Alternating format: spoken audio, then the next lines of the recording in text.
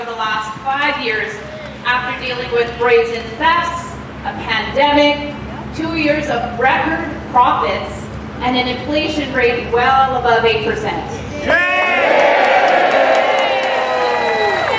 I'm sorry, but a 10-cent evening shift premium and a larger budget for fancier steel-toed shoes doesn't pay for the soaring grocery bills.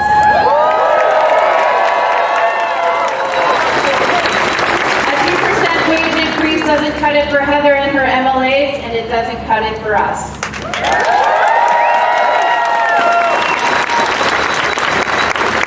I know how many people it takes to get even one bottle in a customer's hands. And the past 4 weeks have shown just how important each one of us is to the success of our organization. I feel that's fortunate for all Manitobans caught in the middle of this. It's a situation that affects many people.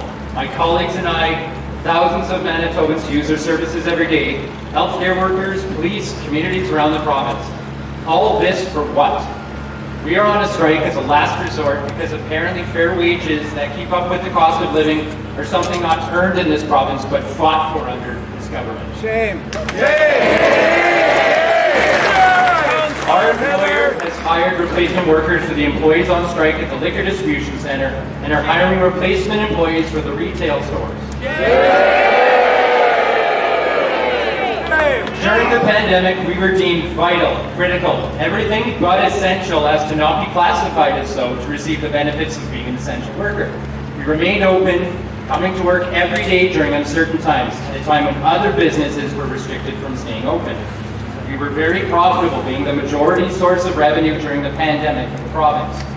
Fast forward to today, and we're asking for fair wage increases to keep up with record inflation. We exercised our right to strike, and our employer has locked us out and hired replacement workers at $20 an hour. Which I just want to add is much more than they have offered any of my colleagues here.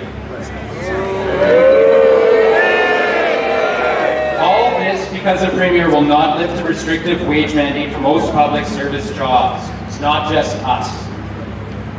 An outside firm determined a fair cost of living adjustment for her and her cabinet to be 3.3% over last year, followed by 3.6% for the following 2 years, totaling 10.5% in 3 years. The public sector is receiving 2% limits after coming off wage freezes last bargaining round. That is the double standard we're talking about. In 2018, a theft and violence epidemic broke out and worsened into 2019.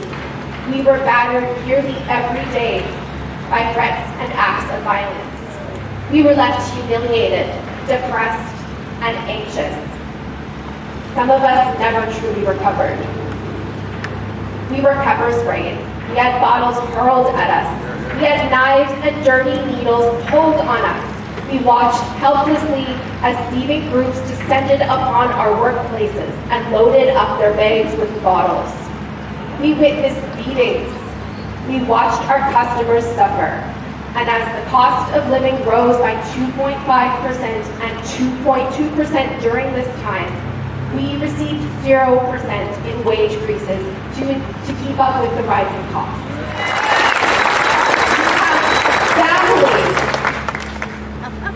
We have hopes for a better life. We just want to keep up with inflation, which, by the way, is the very rationale behind the 3.3% and 3.6% increases that the Premier and MLAs are getting. If someone making 6 figures should be sheltered from inflation, shouldn't us liquor workers and everyone else be afforded the same?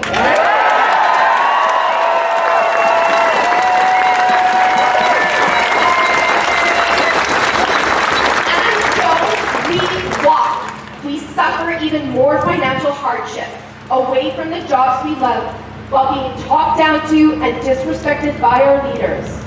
They think we are too simple-minded to understand what is going on.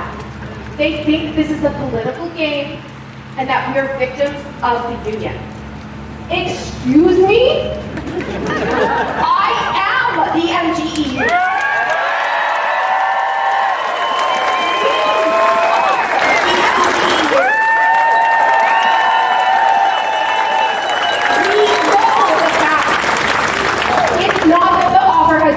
from us by a scheming boogeyman. The offer is insulting, inadequate, and crafted as a psychological tool to break us. No, not happening.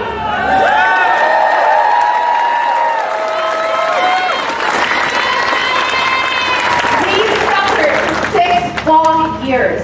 We are strong. We will stand together as one. We will carry one another through these trying times. We will see this through. To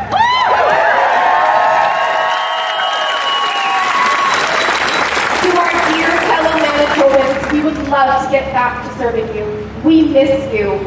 Thank you for your overwhelming support, honking your horns, sharing words of encouragement, cheering, waving. You raise our spirits and give us the energy we need to hold the line. You can help us end this by letting your MLA know that you want us liquor workers to get the fair deal we deserve. You can help us by raising your voice to support us.